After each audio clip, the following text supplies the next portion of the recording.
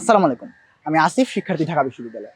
তো যে কারণে আজকের ভিডিওটা করছি সেটা হচ্ছে তোমাদের মধ্যে যারা এইচএসসি ক্যান্ডিডেট আছো তোমাদেরকে দুটো জিনিস বেশ বদার করে। এক, ভাইয়া বা আপু আমার মধ্যে জিপিএ নাই। জিপিএ নাই মানে নাই, এসএসসি এইচএসসি দুই জায়গায় লস।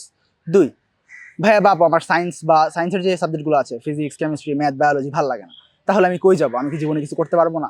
ব্যাপারটা আসলে কি? ব্যাপারটা আসলে আমি বলবো ভাইয়া বা আপু তোমার জন্য সবচেয়ে বেস্ট অপশন আমার মতে ফিজিবল এবং কনকোয়ারেবল সেটা হচ্ছে ঢাকা ইউনিভার্সিটির বি ইউনিট। কেন? কারণ তোমাদের মধ্যে যারা আছো তোমাদের যেহেতু ম্যাথ ফিজিক্স ভালো লাগে না এবং জিপিএ কম, তাহলে সেক্ষেত্রে তোমরা এটা দেখতে পারো অপশন হিসেবে। কেন?